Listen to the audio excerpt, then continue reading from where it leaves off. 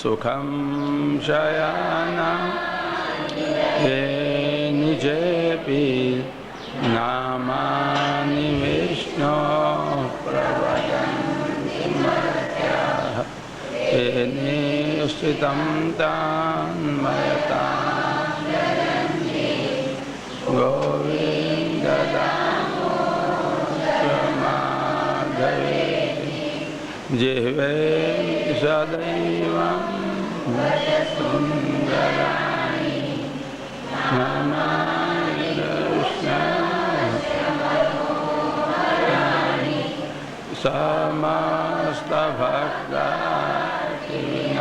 समस्तभक्ताविनाशनानि गोविन्द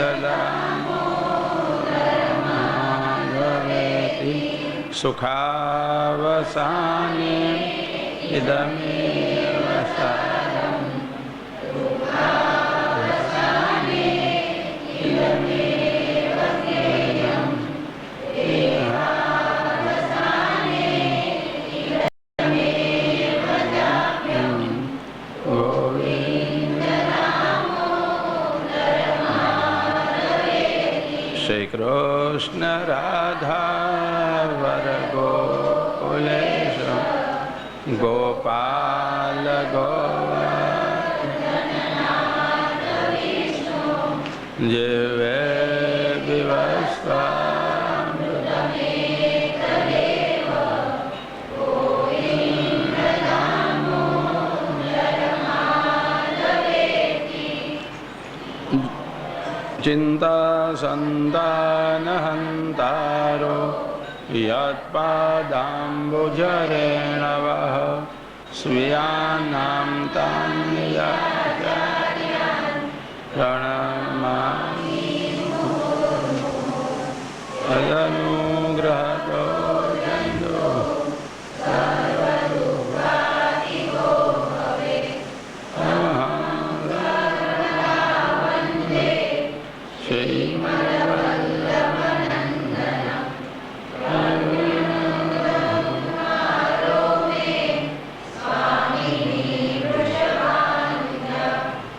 कृतार्थोऽहं कृतार्थोऽहं न संशयः उर्वीतो यावज्जीवं स्वधर्मं न भोगार्थं न प्रतिष्ठाप्रसिद्धये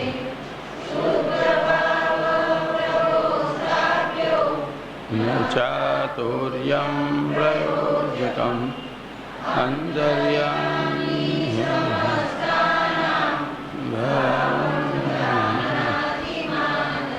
श्री गोवर्धननाथ पादयुगल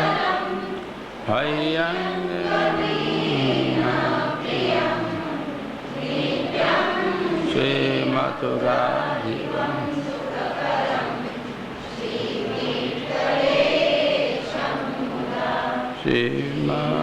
श्रीमद्वारवती गोकुले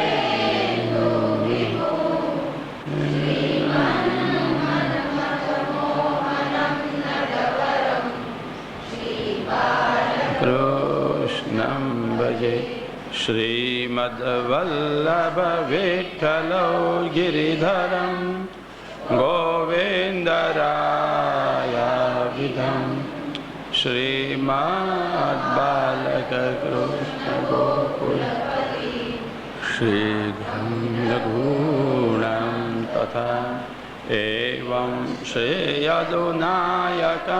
किल घन श्यामं च तद्विषजां कालीं सगुरुं गिरिं गुरुं श्रियस्मरे आचार्यचरणद्वन्द्वं भक्तिज्ञानाभ्युदयं नमस्यामि वाग्विरन्दमोहं प्रयच्छतां मह्यं समस्तफलमूर्धगं स्वामिनौ वल्लभाधीशं विठ्ठलेशं श्रीकृष्णं दशलीलां सर्वभक्तं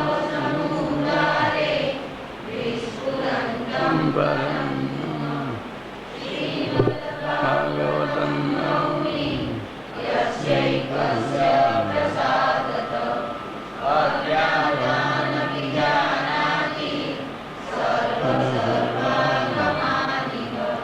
बुद्धिप्रेरककृष्णस्य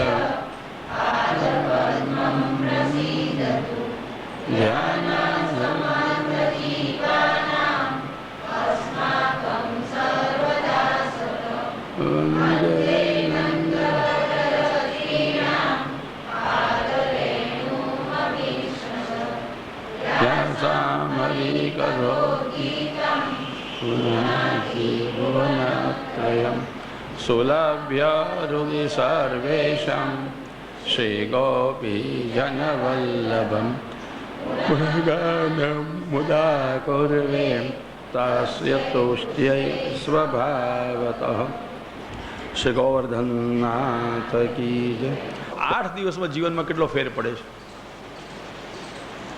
શું નક્કી કરવાનું?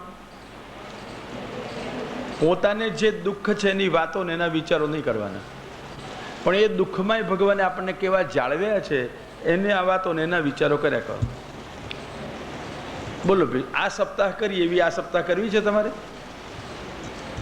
ભાગવત સપ્તાહ કરીને એમ તમે આ કઈ સપ્તાહ કહેવાય અને શું નામ આપવું? દુઃખની વાત હોય ને દુઃખના વિચાર હોય ને અઠવાડિયું કરો એવું. એને બદલે ભગવાને કરેલી કૃપાની વાતો ને કૃપાના વિચાર શું નામ આપીશું આપણે આ સપ્તાહનું? હા, દુઃખ નિવારણ સપ્તાહ. કેવું જો નામ શોધી કાઢ્યું, દુઃખ નિવારણ સપ્તાહ. બીજું કઈ? હે, આનંદ સપ્તાહ. બોલો પછી કયું નામ આપીશું? હે, સંકલ્પ સપ્તાહ. ગમે આપો તો મને કંઈ નામ કંઈ ચિંતા નથી, પણ કરી જુઓ અને તમને લાગે છે કે નથી કશો ફેર થશે? એક અઠવાડિયું કાલથી શરૂ કરજો. બોલો કેટલા જણ કરશો? ભોળાબેન, તમે શું લખો છો? પ્રવચન લખવા બેઠા છો શું? હા થોડી તારે તમે કહો છો લખી રહ્યા છો કે દાણા બાણા વીડવાને લઈને બેઠા નથી ને? બહુ સારું. નીચું જોઈને કશું કર્યા કરતા મેં કહું ક્યાં ખોઈ ગયા. એક અઠવાડિયું તમે સંકલ્પ કરો. કયો સંકલ્પ કરવાનો? કાલથી શરૂ. હા, કોઈ પણ પ્રકારનું દુઃખ હોય હું મારા દુઃખની વાત કરીશ નહીં, મારા દુઃખનો વિચાર કરીશ નહીં. શું કરીશ? પણ એ જ દુઃખમાં ભગવાને મને કેવો ટકાવી રાખ્યો છે, કેવી મારા પર કૃપા કરી છે, એના જ વિચાર ને એની વાતો કરીશ. એક અઠવાડિયું તો કરી જુઓ. ડાક્ટર સાહેબ લાગે છે કે ફેર પડે? હા, અરે તમને તમારું જીવન જીવવા જેવું લાગશે ને ઉજ્જવલ લાગશે, આનંદ ભર્યું લાગશે. અને પછી આ વિચારવાની ટેવ પડી જશે ને તો બાકીના 51 અઠવાડિયા તમારે સુધરી જશે. વર્ષના કેટલા 52 અઠવાડિયા હોય ને અથવા ત્યારે આ એક જ અઠવાડિયાની ટેવ પાડશો તો 51 અઠવાડિયા સુખી જશે. પણ આપણે શું કરીએ? 7 દિવસ કથા સાંભળીએ ને, સાંભળ્યા પછી શું કરવાનું? હે ભગવાન, કાલથી શું થશે? પાછી એની એ નોકરી, એની એ દુકાન, એનો એ ધંધો, એને એ ઘરવાળો, એનો એ ઓફિસવાળો, એની એ ધાકધમકી, એને દાંતિયા છાછિયા, એના એ ઘરવાળા અને એના એ આપણે. હતું તો એને તે ક્રમ શરૂ, તો આ તમે અઠવાડિયામાં શું કર્યું? મનોરંજન માટે આવ્યા હતા, જીવન પરિવર્તન માટે, પ્રભુ સાથે પ્રેમ કરવા માટે. જો પ્રભુ સાથે પ્રેમ કર્યો તો પ્રસન્નતા કેમ ઓસરી જાય છે, પીગળી જાય છે? પ્રભુ સાથે પ્રેમ કરનારની પ્રસન્નતા પાંગરવી જોઈએ, એને બધે પીગળી કેમ જાય છે?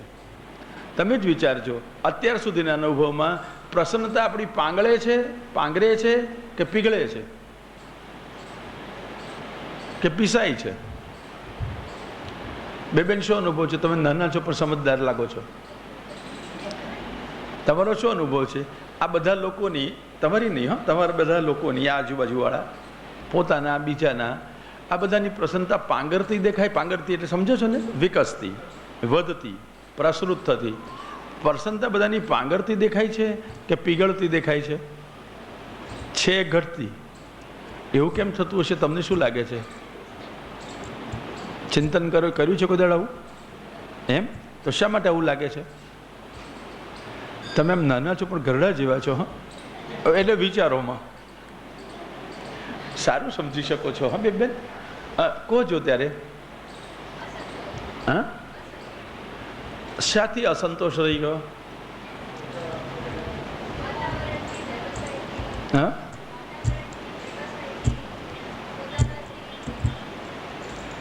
તો 7 દાડા કથામાં બધાએ શું કર્યું?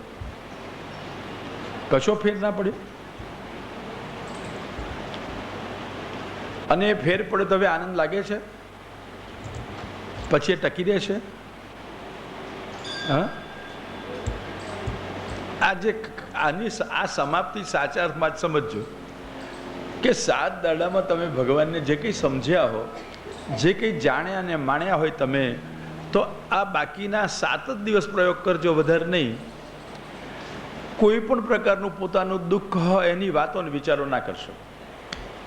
શું કરજો?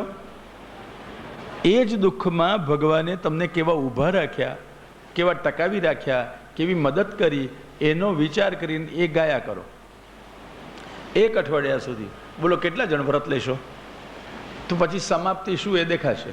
હે, અરે વાહ, 1 જ જણ, 2 જણ જ, 3 જણ, 4 જણ, બસ ખલાસ. ડાક્ટર સાહેબ તમે તો હાથ ઊંચા નથી કરતા. પેલા બાજુવાળાને પૂછીને કરવો છે? આ પૂછીને ના બાપ દે, એટલે મેં કોઈ નજર ના પડ્યું, હાથ ઊંચા નથી કરતા. અચ્છા, બસ આટલા જ જણ કે બધાએ? શ્રી ગોવર્ધન કરી જુઓ અખતરો. હા, કરી જુઓ અખતરો. તમે બધી બહેનો કેટલા જણ કરશો? કેમ બધાએ તેલમાં માખ ડૂબી ગઈ કે ઘરવાળાની શરમ અડકી? હા, જો આમાં જો હાથ ઊંચા કર્યા, જો આ બોલો બોલો. હા, વાહ વાહ, બસ આટલા જ? આ બધા ક્યાં ગયા? કેમ? હાથ ઊંચા કરો ને. કેમ, શું થયું? પેલા બેનો બે કોના વતી બીજો કર્યો?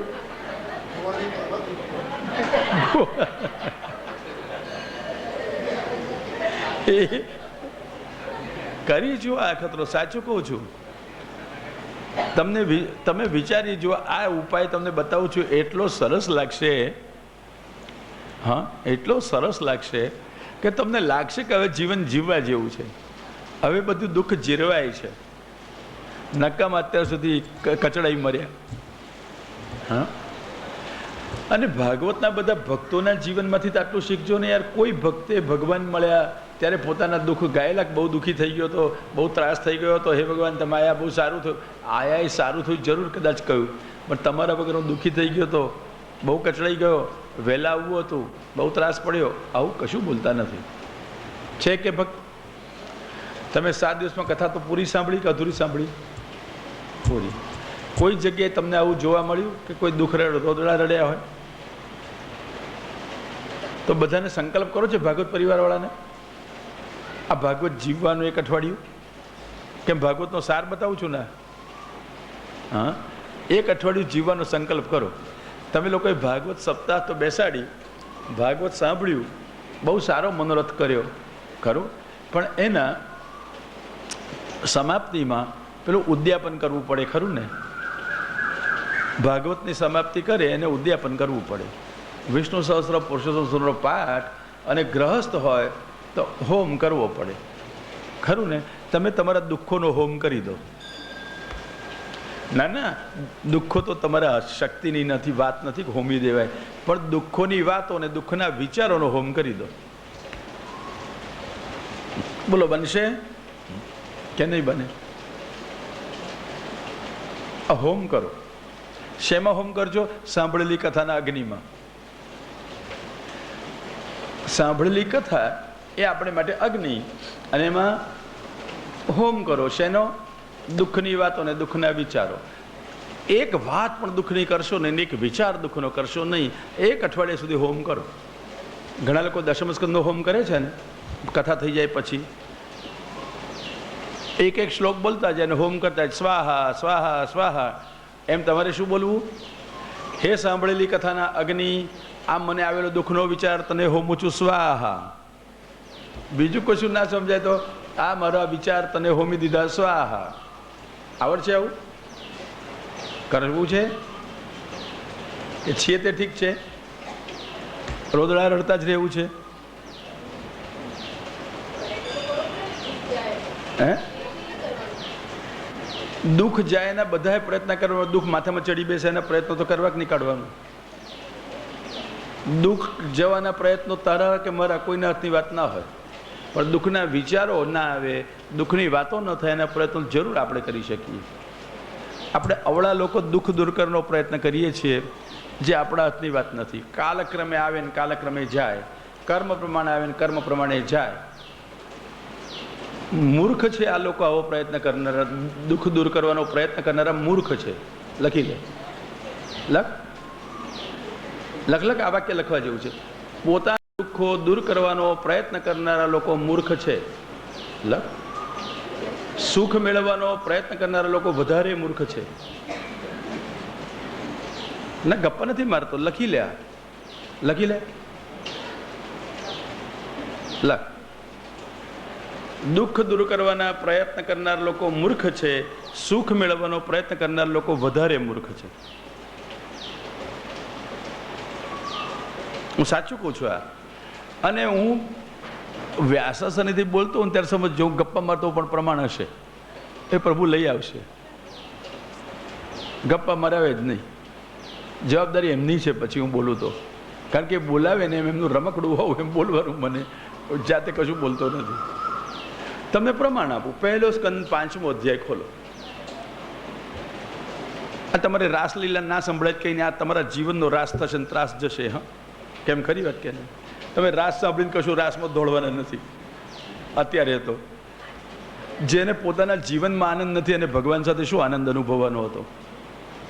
નિરાશાની વાત નથી કરતો, બહુ સાચી વાત આ કહું છું. હા, પોતાની પરિસ્થિતિમાં પોતાનો જે આનંદ નથી લઈ શકતા એ પ્રભુ જોડે રાસ શું માણવાના હતા? કોઈને ત્રાસ જીવનનો નડ્યો નથી, રાસ એમણે માણ્યો છે. શું લખાવતું હતું બેબી? ભલે શ્લોક બતાવતો હતો. પહેલો સ્કંદ 5મો અધ્યાય ખોલ્યો, શ્લોકી શોધી કાઢો. એમાં શ્લોક કયો કયો છે?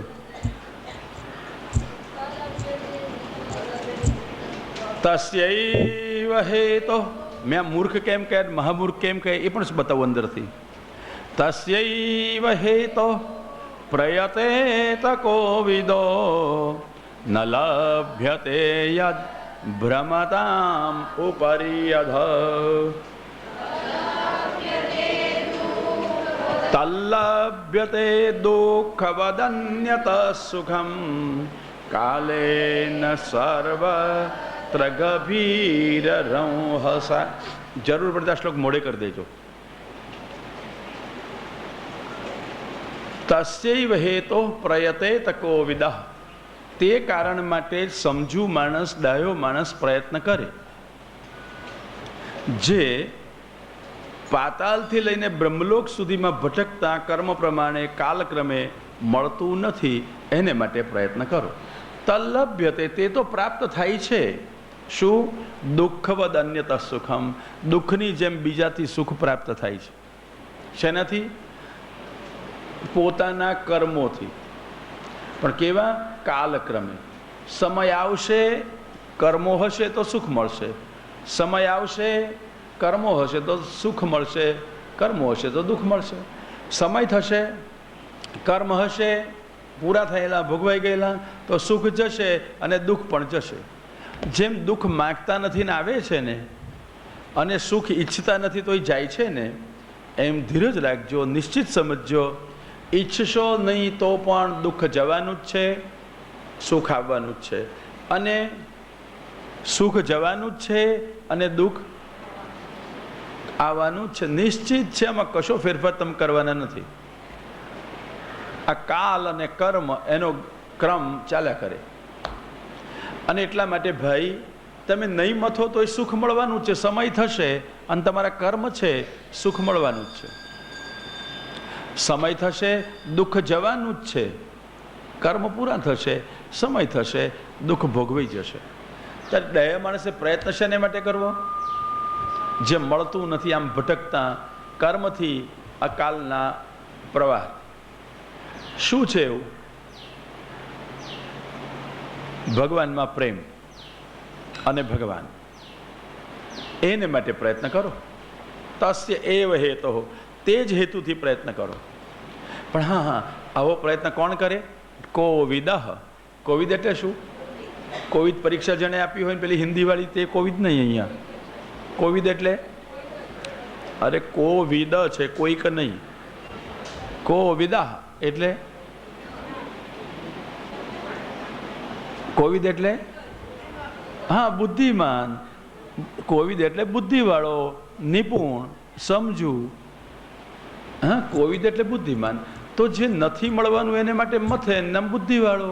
અને જે મળવાનું છે એને માટે મથે, એને શું કહેવાય? શું કહેવાય?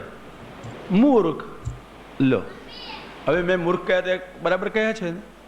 તમે કહેશો શ્લોકમાં નથી લખ્યું, તો લખેલું જ કહેવાય. એનું નામ અર્થાપત્તિ કહેવાય. બેન, હું એમ કહું કે હું દિવસે જમતો નથી, તમને વિશ્વાસ થાય કે ના થાય? તો તમને હું જૂઠું બોલું છું એવું લાગે?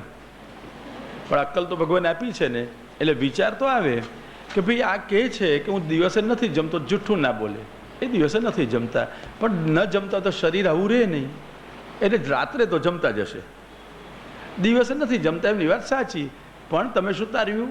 રાત્રે જમતા હશે તો જ આવું શરીર રહી શકે, નહીં તો ન રહે. સમજાય કે વાત? એને અર્થાપત્તિ કહેવાય.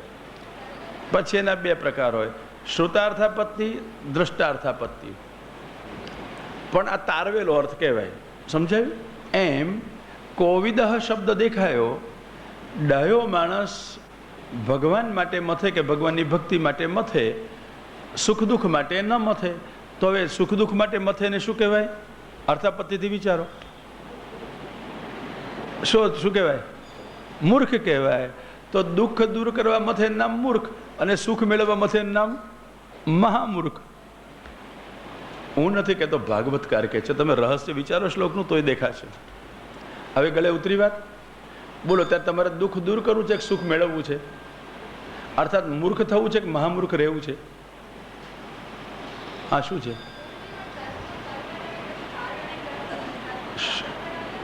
શું બેબી, શું થયું?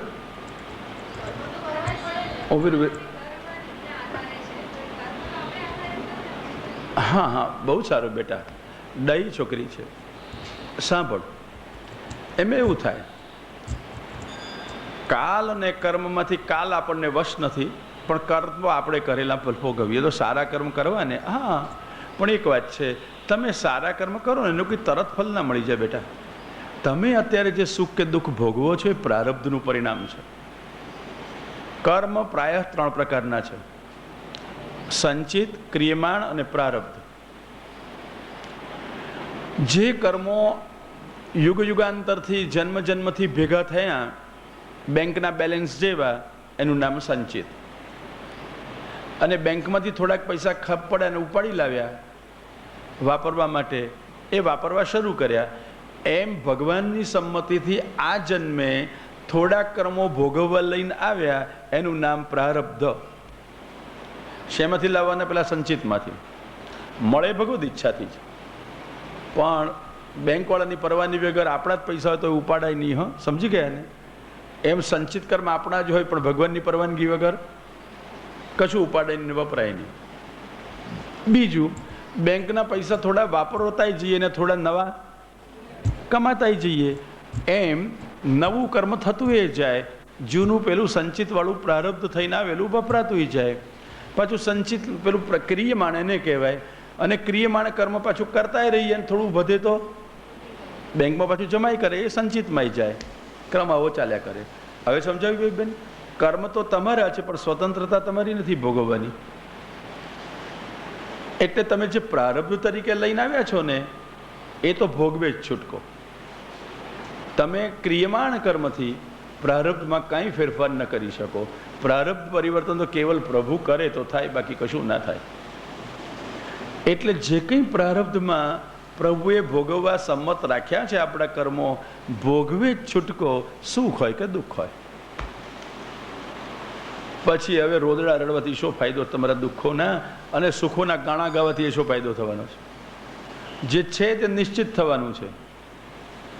ત્યારે નિશ્ચિંત થઈને પ્રયત્ન શેનો કરવો? બોલો, તમને તમારું સમાધાન થઈ ગયું? કર્મ તમારા છે તેથી શું થઈ ગયું? તમે જે લઈને આવ્યા છો એ જ મળશે. એ બતાવી દઉં તમને. પ્રારબ્ધથી શું શું મળે? રામાયણમાં તુલસીજીએ શું શું કહ્યું છે?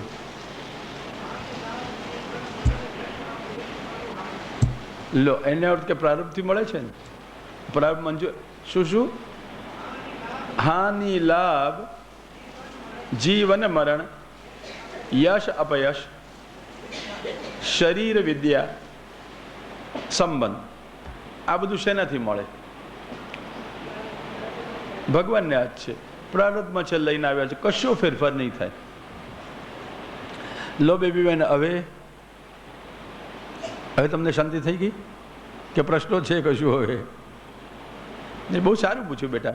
હા, પણ સમાધાન થયું ને હવે કે આપણા જ કરેલા કર્મો હોય એનો અર્થ એવો નહીં કે તરત તમને ભોગવવા મળી જાય. તીવ્ર કર્મો હોય, પાપ કે પુણ્યના, તો તાત્કાલિક ભોગવી શકાતા હશે, પણ એમાંય પ્રભુની મંજૂરી હોય. અને તીવ્ર ન હોય એ બધા વિલંબમાં ભોગવવાના થઈ જાય, સારા કે ખોટા હોય. એટલા માટે આપણા કર્મ હોવા છતાંય કાલક્રમે ભોગવવાના મળે, આપણે ઈચ્છીએ ત્યારે નહીં. હા, એક મહાપુરુષોને ભગવત ભક્તો મેં સામર્થ્ય હોય એ ઈચ્છે ત્યારે સારા ખોટા કર્મનો ભોગ એમને મળી જાય. પરીક્ષિતે ઈચ્છ્યું, આદ્યૈવ મેં, મને આજે જ હવે ફલ મળજો.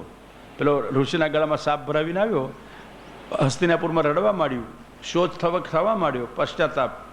ત્યારે એને કહ્યું હતું, અદ્યૈવ મેં બલમૃદ્ધ રાજ્યમ, આજે મારું આ સમૃદ્ધ રાજ્ય કોષ બધું નષ્ટ થઈ જાઓ. આ બ્રાહ્મણના અપરાધને કારણે મને દંડ આજે જ મળજો. એણે ઈચ્છ્યું કે આજે દંડ મળજો, એટલે શાપ તરત મળ્યો. એણે ઈચ્છ્યું, મહાપુરુષ છે ને, ગર્ભમાં મહાપુરુષના દર્શન કર્યા છે ને, એણે ઈચ્છ્યું તો વિલંબે મળજો, તો એને વિલંબે મળ્યું હોત, ફેરફાર કરી શકાયો હોત. મહાપુરુષો પોતાના સામર્થ્યથી, ભગવદ આશ્રયથી કર્મમાં ફેરફાર ન કરે, કદાચ ઈચ્છે ત્યારે ફલ ભોગ કરે, એવું બની શકે. ભગવાન એટલી લાગવગ એની કદાચ માની લે. અને સ્વયં ભગવાન ઈચ્છે તો કર્મ પણ ન ભોગવવા પડે, કશું ના જરૂર પડે. હવે સમજાઈ ગયું? તો હવે આપણે વ્યાખ્યા કરો. જે પ્રભુની પ્રસન્નતા કે પ્રભુના પ્રેમ માટે પ્રયત્ન કરે એ ડાયો માણસ, બુદ્ધિશાળી માણસ. પોતાના દુઃખો માટે પ્રયત્ન કરે તે કયો? હા, મૂર્ખ. અને સુખી થવા પ્રયત્ન કરે તે મહામૂર્ખ. સમજી ગયા? આટલી વ્યાખ્યા યાદ રાખજો. તો શેને માટે પ્રયત્ન કરવો? પ્રભુ માટે પ્રયત્ન કરજો. હા, તમારા મુશ્કેલીઓમાંથી માર્ગ મેળવવા જરૂર પ્રયત્ન કરો, જે કંઈ ભગવાન અક્કલ આપે, સાધન આપે એ પ્રમાણે. પણ એનો અર્થ નહીં કે વિકલ થઈ જાઓ, વિહવલ થઈ જાઓ, ભગવાનને ભૂલી જાઓ અને પાછા રોદડા તમારા ચાલુ કરી દો. સમજે? એટલે કાલથી ભાગવત પરિવારવાળા માટે, અને તમે બધા ભાગવત પરિવારવાળા જ કહેવાનું હવે 7 દાડા કથા સાંભળી એટલે, કે બહારના છો? બહારના છો? બહુ સારું. ત્યારે હા, ભાગવત સાંભળે એ ભાગવત પરિવારવાળા, ભાગવત ભણે દ્રઢતાપૂર્વક એ ભાગવત પરિવારવાળા. સારું, સમજાયું? એટલે શું કરવાનું કહ્યું? કાલથી તમે સપ્તાહ શરૂ કરજો. અરે હા હા, મને યાદ આવ્યું, તમે કથા સાંભળ્યા પછી મફતમાં ના સંભળાય, મને કશું આપવું પડે. તમે આપો નથી જોઈતો, મારે જોઈએ માગી લઉં છું. બોલો, મને દક્ષિણા આપવી છે? કેમ માગીને લઉં છું ને યાર? હે? તો કાલથી 1 અઠવાડિયું આ પ્રયોગ કરવાનો બધાએ ફરજિયાત. શો પ્રયોગ? હેજી? પોતાના દુઃખોના વિચારો ન કરવા, પોતાના દુઃખોની વાતો ન કરવી. એને બદલે એ દુઃખમાં ટકી રહેવાની શક્તિ ભગવાને આપી, સહાય ભગવાને આપી, ભગવાનનો વિચાર કર્યા કરવો અને એ ગાયા કરવો. ભગવાનના જ કૃપાના વિચારો અને ભગવાનના જ કૃપાની વાતો, અલબત્ત પારકાની નહીં, પોતા ઉપર કરેલી. હા, આપણે કર્યા કરવી. 1 અઠવાડિયાનો પ્રયોગ કરવાનો. બોલો, દક્ષિણા આપી છે મને? તમે તો જાણે મને ભીખ આપતા એમ કરો છો યાર. હું તો દક્ષિણા માગું છું, આમ નહીં પરાણે ટાળતા હોતે. હા, સહજ સહજ દક્ષિણા તમારી મળે ને મને, તો મને બહુ મજા પડે આવી. કેમ? માગીને લઉં છું દક્ષિણા તો. હા, મફત કશું સંભળાવ્યું નથી. આપવી છે, બધા આપવાના છે કે થોડાક? યાર એવું છે, આટલા બધા સાંભળો, 2-4 જ દક્ષિણા આપે તો મને ખોટ જાય. હે? બોલો છે ગોવર્ધન. આવું ઢીલું પોચું યાર. અરે માજી, એ તો તમને ના ખબર પડે. પરિવાર ભાગવત તો મારો પરિવાર છે કે બીજાનો પરિવાર છે ભાગવતમાં? અને પરિવારવાળા સુખી થાય તો મને સુખ થાય કે દુઃખ થાય? ત્યારે ભલા માણસ, મારો સ્વાર્થ છે, ફાયદો છે. સમજી ગયા? પ્રભુ તો રાજી થશે ને. હા, એટલે જ કરો ને ત્યારે. પણ મને આમાં સુખ થવાનું છે માટે કરો. હા, ગોવર્ધન. શું ઢીલું ઢીલું છે? હજુ મને તો સંતોષ ના થયો તમારા જેથી. પણ હા, દક્ષિણા રોકડી રાખજો. હા, પછી આવતા અઠવાડિયે ને આવતા વર્ષે એવું ના કરશો. મેં તો કાલથી શરૂ મારી દક્ષિણા. હા, કેમ? પરાણે એમ નહીં. હા હા, તું ચોકર કે તું જ ઊંચી થા નહીં તર. સમજે કે શ્રી ગોવર્ધન. સાચું કહું છું, આટલો બધો આગ્રહથી તમને કેમ કહું છું? સહજ ભાગવત પરિવારમાં સ્નેહ હોય તો બરાબર છે, એટલે કહું છું. પણ સાચે સાચી દિશામાં સાચો પ્રયત્ન નથી કરતા આપણે લોકો, અને વર્ષો વેડફાઈ જાય છે. એને બને 1 અઠવાડિયું તમે પ્રયોગ કરશો ને, સાચી દિશામાં તમને દેખાશે કે શું ફલિત થાય છે. હા, અમે નડિયાદ ગૌશાળામાં અખતરો હું કરાવતો હતો. દર ઉત્તરાયણે બધા વ્રત લેતા હોય ને, એવું મર્યાદા માર્ગમાં હોય. હું દર ઉત્તરાયણે વ્રત લેવડાવું કે આપણે જાણીએ છીએ ઘણું, આચરતા નથી અણું. એટલે એક વાક્ય સુબોધિનીમાંથી, નિબંધમાંથી કે ભાગવતમાંથી જે યોગ્ય લાગે તે, ઉપયોગી લાગે તે એક વાક્ય લેવાનું અને નિષ્ઠાપૂર્વક 1 વર્ષ પર્યંત એ વાક્ય પાળવાનો પ્રયત્ન કરવાનો. આવા વ્રત લેવડાવતો હતો. હા, બહુ લેતા હતા. 12-13 વર્ષ સુધી ક્રમ ચાલ્યો હતો. હું સતત જતો ત્યાં સુધી. અને શું બધાના પરિવર્તન દેખાય પછી તો. અને પોતાના ચોકીદાર પોતે, પોતાનું લીધેલું વાક્ય પોતાને પાળવાનું. કોઈ ચોકીદાર કોઈનો હોય નહીં. પોતાની વફાદારીથી પોતે કામ કરવાનું. અને તમે માનો છો કે અસર ન થાય?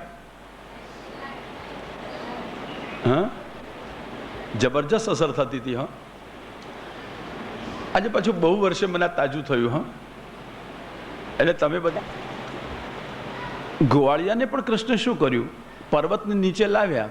એટલે દૂર દૂર જ્યાં રહેતા હશે ત્યાંથી પોતાની પાસે લઈ ગયા. કૃષ્ણ સેન્ટર થઈ ગયા બધા. કેમ? કૃષ્ણની પાસે આવી ગયા ને પર્વતની નીચે આવી જાય એટલે. કૃષ્ણ કહે છે તમે તમારા ઘરમાં રહેશો દુઃખી થઈ જશો, મરી છાયા મરો ને સુખી થઈ જશો. કેમ થવાય કે નહીં સુખી? અને એટલા માટે ભાઈ બધી કથાનો અર્થ આપ જોશો તો દેખાશે, પ્રભુ પાસે પહોંચાડનારી એ કથાઓ છે. પહોંચાય પ્રેમથી, બીજી રીતે તો પહોંચાતું નથી. પ્રભુ પાસે પહોંચાય પ્રેમથી. ક્યાં તો આપણે પ્રભુ પાસે પહોંચીએ, નહીં તો પ્રભુ આપણી પાસે પધારે. આપણે પ્રભુ પાસે પહોંચીએ તો મર્યાદા, અને પ્રભુ આપણી પાસે પહોંચે તો પુષ્ટિ. અને પાછા પુષ્ટિવાળા છીએ ને, એટલે પધારેની રાહ જોઈને ના બેસી રહેશો. તમે ચાલવાની તૈયારી તો કરજો થોડી થોડી. પુષ્ટિ તો કરે તાર થાય, પણ જીવે પોતાના સાધન તો કરવાના. સેવકસ્ય તું ધર્મોયમ સ્વામી સ્વસ્ય કરીશ. સેવકનો ધર્મ આપણે કરવો, સ્વામી સ્વધર્મ કરશે વિશ્વાસ રાખવો. આપણે શું કરીએ છીએ? સ્વ પ્રયત્ન કરવાનું બધું સ્વામી પર આંખો મળીને બેસીએ છીએ. તમે તમારું ધર્મ કરો, મારી રક્ષા કરો, મારું કામ કરો. ભગવાન કે તું તારું કરીને પહેલાં હું મારું કરવાનું જ છું. મહાપ્રભુએ કેટલું સરસ વાક્ય આપ્યું છે, સેવકસ્ય તું ધર્મોયમ. સેવકનો આ ધર્મ છે, તમે સેવકનો ધર્મ તો કરો. અને કેટલો વિશ્વાસ આપ્યો, સ્વામી સ્વસ્થ કરીશ્યતિ. જો સાચા અર્થમાં આપણે સેવકનો ધર્મ કર્યો હશે એને, તો નિશ્ચિત સમજજો સ્વામી પોતાનો ધર્મ કરવાના જ છે. આપણે આપણો સેવક ધર્મ સરખી રીતે નથી કરતા ને, એટલે સ્વામી એનો ધર્મ નથી કરતા. નોકરી ધંધા સરખી રીતે કરીએ, ઓફિસમાં કે દુકાને જ્યાં હોઈએ ત્યાં, તો સરખી રીતે નોકરી ધંધા કર્યા હોઈએ તો પેલો શેઠ મહિનો થાય એટલે આપણને પગાર ચૂકવે કે ના ચૂકવે. આપણે અખાડા ન કર્યા હોય, આપણે આખાડા કાન પણ ન કર્યા હોય.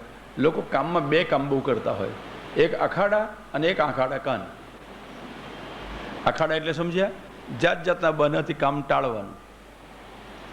એ ક્યાં તો અખાડા કરે, ક્યાં તો આખાડા કાન કરે. સાંભળ્યું ના સાંભળ્યું કરે, કરે જ નહીં. અને કરે શું? એની એ જૂની પુરાણી એમની ઘરેડ રોદડા રડવાની એ છોડે જ નહીં. એમ જ ઘૂસ્યા કરે ને એમ જ જીવ્યા કરે. એ આખાડા કાન કરવાથી કે અખાડા કરવાથી કશું વળે નહીં. હા, કંઈક કરવાથી કંઈક વળશે ને કંઈક મળશે ને કંઈક ફળશે. ભગવાને ગોવાળોને શરણમાં લીધા, પર્વત ઉચકે રાખ્યો હતો, આત્મયોગથી રક્ષા કરી હતી. ઉપરવાળાને કશું થાય, નીચેવાળાને કશું ના થાય. 7 દિવસ 7 રાત્રિ સુધી ધર્મ અને ધર્મી રૂપે રક્ષા કરી. 7મે દિવસે જો ઇન્દ્ર બંધ ન કરે તો મારે ભગવાન એને. પણ ઇન્દ્રની બુદ્ધિ ઠેકાણે આવી ગઈ. જેટલી તાકાત હતી બધી વાપરી વરસાદ વરસવામાં, અને થયું આ ગોકુલને આપણે કશું કરી શકતા નથી. તારે થાકી ગયો. ભગવાને 2 હાથમાં વેણું પધરાવી ગ્વાળીઓની ચિંતા દૂર કરી, આરોગ્ય હાથ એમાંથી ભૂખ દૂર કરી. પોતાના સ્વજનોની કાળજી ભગવાન કેટલી બધી કરે છે. એક હરરાયજીનું વાક્ય યાદ આવ્યું મને, બહુ મજાનું છે. ભોજનાચ્છાદને ચિંતા વૃથા કુર્વન્તે વૈષ્ણવા યો વૈ વિશ્વંભરો દેવ સભક્તાન કથમ ઉપેક્ષતે. ભોજન અને આચ્છાદન એટલે ભોજન અને વસ્ત્ર, એની ચિંતા વૈષ્ણવ નકામા કરે છે. એને માટે પ્રયત્નોમાં જીવન વેડફી દે છે. જે આખા જગતનું પાલન પોષણ કરે છે એ પોતાના ભક્તોને ભૂલી જશે, પોતાના ભક્તોની ઉપેક્ષા કરશે. શું એને કપડાં અને અનાજ વગર રાખશે? રક્ષણ અને પોષણ નહીં કરે? એક કરોડપતિ બાપ ધુમાડાબંધ ગામ જમાડતો હોય, એ પોતાના છોકરાને ભૂખ્યા રાખશે? તો ભગવાન આખા જગતની રક્ષા કરનારો, આખા જગતનું પોષણ કરનારો, આખા જગતનું કામ કરનારો, જો આપણે એના દાસ છીએ તો આપણા પ્રત્યે ઉદાસ રહેશે? મને નથી સમજતું આ હરરાયજીની નાનકડી વાત કેમ ગળે નહીં ઉતરતી હોય. સમજાઈ વાત? વૃથા કુર્વન્તિ. ભોજન આચ્છાદનની ચિંતા શું કરા કરો છો? કપડાને ખાવું, પણ હા, તમારા મોજશોખ પૂરા કરવા માટે ભગવાન નહીં બંધાય. તમને કપડાને ખાવાનું જોઈએ છે ને, ભગવાન આપશે. જો તમે એના દાસ છો તો જવાબદારી ભગવાનની છે. નોકરની જવાબદારી કોની? બેન તમે નોકર રાખો છો કોઈ ઘરમાં? રાખો છો? એમ સારા છો. હા, સારું. બેન તમે નોકર રાખતો ને તમારો નોકર કાળા ગંદા લુગડા પહેરીને આવે, તમે શું કરો? શું કરો બોલો? એક સજ્જન શેઠ તરીકે શું કરો તમે? સારા કપડાં તમે આપવાના છો. કોની આબરૂ જાય? ના આપો તો શેઠની. બરાબર. તમારો નોકર ભૂખ્યો તરસ્યો હોય તો તમે શું કરશો? ખાવાનું આપશો. માદો પડે તો દવા જે કંઈ જોઈતી હશે તો પાવડાવશો. શેઠ તરીકે તમને શરમ અડકશે, પણ આ નોકર તમારો સરખી રીતે કામ કરતો હશે તમે બધું ઉપાડી લેવાના છો. અને મેં શેઠ એવા જોયા. હા, બનેલો પ્રસંગ કહું. એક જૂના જમાનાના કાકા, નાનપણમાં એને મળવા ગયેલો. કાકા ઘરમાં તો હતા, પણ મેં જોયું એમના નોકરના પગ દબાવતા હતા. એમના નોકરના પગ દબાવતા હતા. સાચે સાચ મને તો બહુ આશ્ચર્ય થયું. હું 10-12 વર્ષનો હોઈશ, મને છાપ આજે મગજ પર છે. હા, હું 10-12 વર્ષનો હોઈશ અને કાકા 70 વર્ષના હશે. એટલે મને તો બહુ નવી લાગી. હું જાણતો હતો કે કાકાનો નોકર છે. એટલે મેં પૂછ્યું, કાકા તમે આ શું કરો છો? એટલે કાકા કે તું જોઉં છું તે. એણે ના કહ્યું નોકરના પગ દાબું છું. મેં કહું આ પણ નોકરના પગ તમે દબાવો છો કાકા, સમજાયું નહીં. નોકર તો તમારું કામ કરે, તમે એનું કરી રહ્યા છો. તો કે મારો નોકર છે તો હું માદો ના પડું? તો એ મારી ચાકરી કરે તો મારો નોકર માદો પડે તો હું ચાકરી ના કરું? તો હું એના પગ દબાવું છું, એમાં શું ખોટું થઈ ગયું? કેમ શેઠથી નોકરના પગ ના દબાવે? આખી દુનિયાનો ધારો જ જુદો છે ને. અહંકાર આવે છે ના દબાવાય.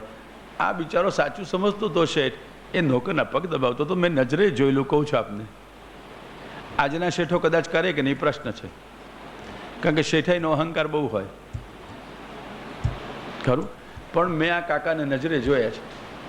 નોકરના પગ અમારા નડિયાદમાં, હા, નોકરના પગ દબાવતા હતા. કેટલું પ્રેમથી પાછા. હા, અને કહ્યું એમાં શરમ વગર. હું આવ્યો એટલે ઉઠી ગયા, સંકોચે હાથ હું લઈ લીધા, એવું નહીં, દબાવતા રહ્યા પગે તો. અને મેં પૂછ્યું તો બહુ પ્રેમથી કહ્યું, ભાઈ મારો નોકર મારી સેવા કરે તો મારા નોકરની સેવા હું કરું.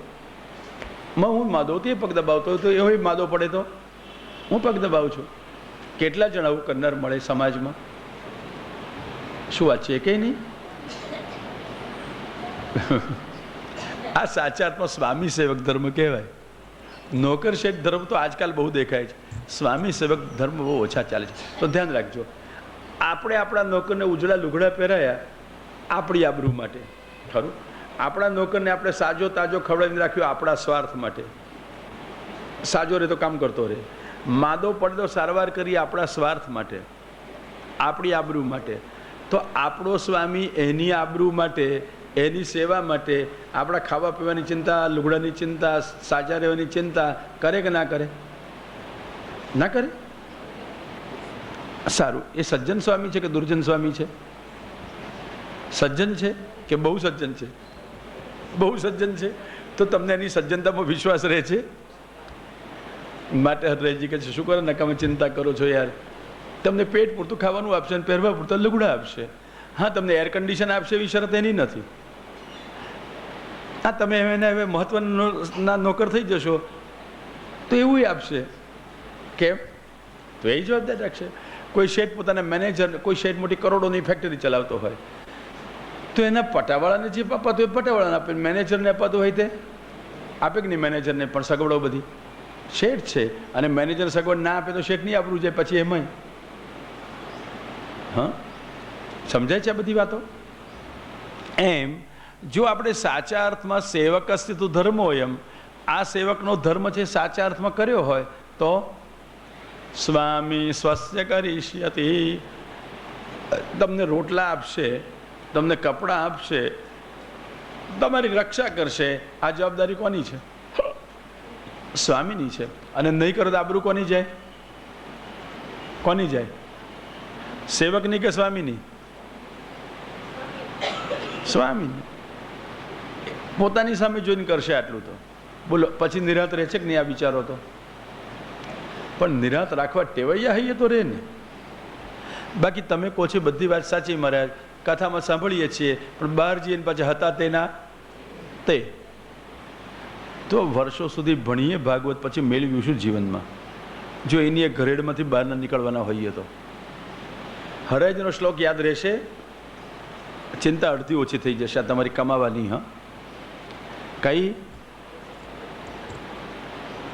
ભોજનાચ્છાદને ચિંતા વૃથા કુર્વન્તે વૈષ્ણવાઃ યો વૈ વિશ્વંભરો દેવઃ સ ભક્તાન કથમુપેક્ષતે.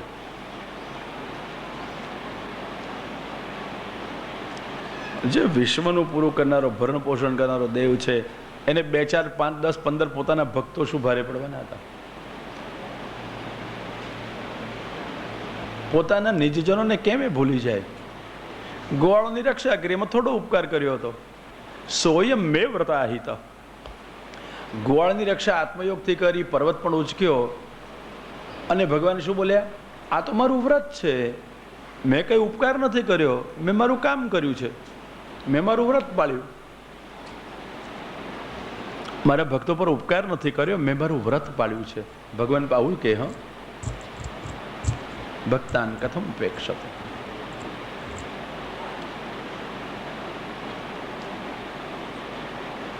ભગવાને ગોવર્ધન તોડ્યો ને, એને તમે શું કહો છો? લીલા. કામ નહીં. હ તમે પર્વત ઉચકી જો, ઉચકાય કે ના ઉચકાય? પથરા ઉચકવાય ભારે પડે, પર્વત ક્યાં ઉચકાય? 500ની જોડી ઉચકીને આવું તો હાથ થાકી ગયા લાગે. કેમ? તો પર્વત ઉચકવા જેવું ભારે કામ પણ ભગવાન ભક્તો માટે કરે, અળવું ફૂલ જેવું લાગે.